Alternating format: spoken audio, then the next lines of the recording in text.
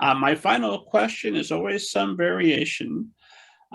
If you could go back and tell yourself at the start of your writing career or in the middle, wherever it would be useful to you, give yourself some advice that would have made your path easier and might make easier the paths of everyone who's watching or listening to us right now. What would you go back and tell yourself? And then also let esteemed audience know about your website or where they can find you online. And Ross, let's start with you. Wow. Control, alternate word, delete. In other words, I had to learn to pack it down. Too much information. I won't go further than that. I actually learned that before I started writing novels. I learned that in the 4 nonfiction books that I authored. I had to learn that as I was writing technical stuff, and it absolutely carried over into the novels. But I wish I had known that, before I started writing some of the other books. And what was the other question? Just where can esteemed audience find you online? Well, my website is www.rosscarleybooks.com. That's easy enough. And my Instagram is & Ross Carley Author. So it's Ross Carley Author on Instagram. And I'll let it go at that. I think Facebook, I have a Facebook account, which is Ross Carley Books on Facebook. And Karen? Yes, so let's see. I would say to younger or new authors, feel confident in your story, in your writing ability, and just write the story. And then when you ask for feedback, take that with a grain of salt, listen to the advice that you feel will help your story improve, and grow a thick skin, because you really do need to listen to that advice in order to become a better author.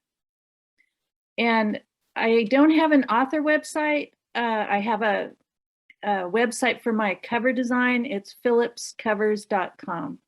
If anybody out there needs a cover for their newly published, soon to be published book. I think Liz and Tony might be reaching out to you in the future.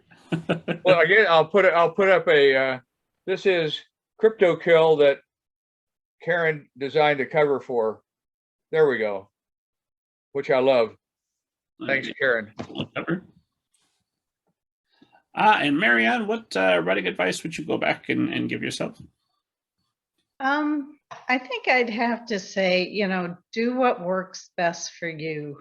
There's always so many expectations out there and advice, and everyone's lifestyle is different and things going on in your life, and you just have to do what's going to work best for you and go for it.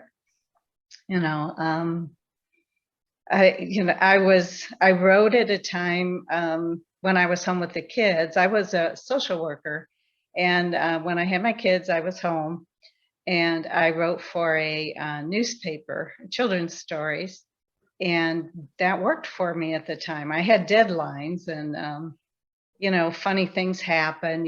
Like they said, oh, we're going to put author photos out there this week, and I already submitted my story, and it was The Ugliest Creature. So there's my picture next to The Ugliest Creature title. But you just got to go with the flow and laugh it off, and so different things. And writing sometimes can be something you don't publish. Going through experiencing family deaths, and did some writing at that time, and very personal, and something I still keep close to my heart, and but it was very helpful. So not everything has to be the award winning, and for you to still go for it. I encourage anyone. I'm really pushing that with my granddaughter, and she's she's really giving that love of writing and I can do this to all her other friends in school. So it's just do what works best for you, I think. And have you got an online presence where we can find you? Sure. You can find me at www.makuntz.com. And Elizabeth, I assume your advice to yourself would be to take my workshop sooner. So vital. Right? Totally. That is totally what I was going to say. Excellent, Diana. No, I'm teasing. Yeah, I think I'm trying to think of what I would say to myself. I probably wouldn't listen because I had not been listening to people. But one of somebody at one of the conferences that I went to said that that they were talking to someone who wasn't getting very much writing done because they were trying to be perfect, like basically the first time out. And I guess her response to the writer was, "Oh, please, like you can't grow flowers. Like it's a lot easier to grow flowers and manure." I will use that word. It said manure rather than air, meaning you just get something on the page or in the computer so that it can be edited down. And like I remember when I heard that, I was like, oh, that makes so much sense. So it's sort of like I've given myself permission to be really, really bad at my writing, but just get something on the page. And can we find you online someplace? No, actually, I have a website, but I never put anything on it.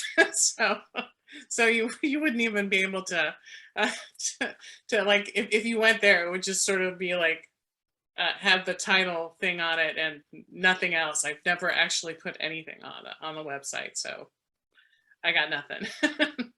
Keep your ear to the ground, esteemed audience, because it's my personal working theory that Elizabeth Sam Miguel is secretly the most powerful person in Indiana publishing. You're involved in almost every group. You show up almost every place where writers are, like Kaiser Soze, just there in the background pulling the strings.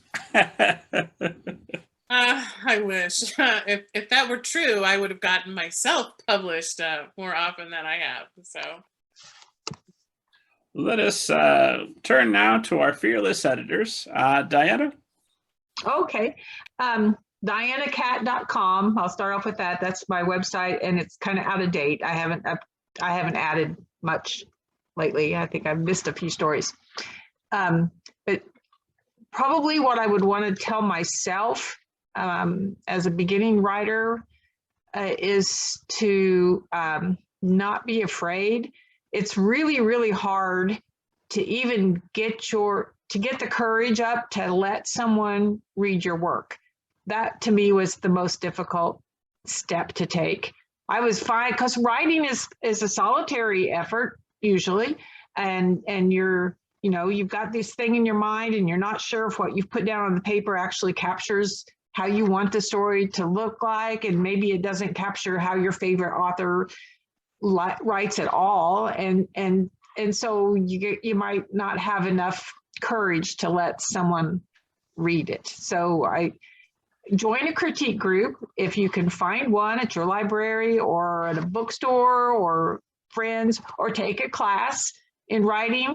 When you take a class, most generally, if it's a creative writing class, you'll be submitting your work to other people in the class and they will give you feedback. And then you'll get the chance to see that not everybody's stuff is good on the first draft. Usually it's not, and how people make the changes and how you yourself can make the changes and improvements to your work. So be brave. Be brave, Diana. Go for it.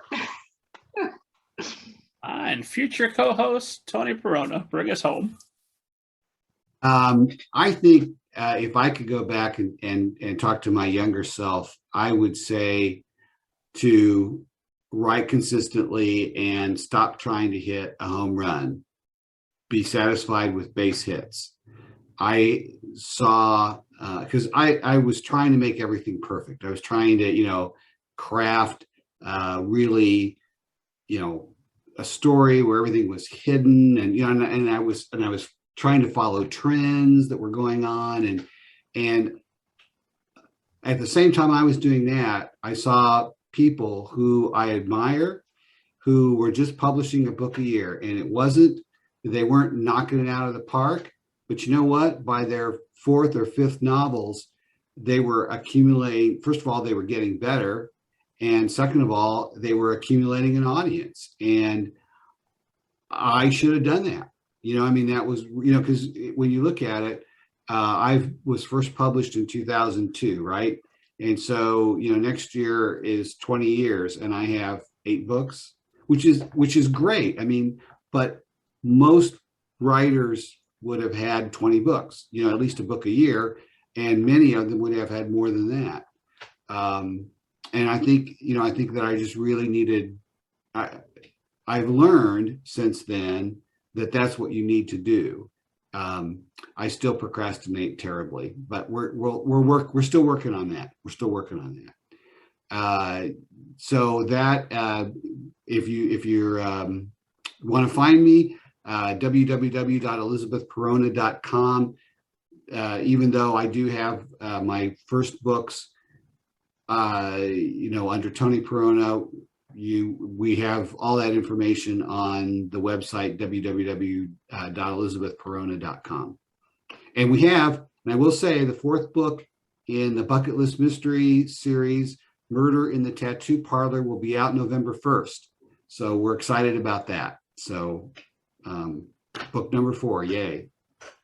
Congratulations on your launch. And I want to say thank you, Rob. Thanks for hosting. Thanks for having us on. Thank You you. did a great job. Thank you.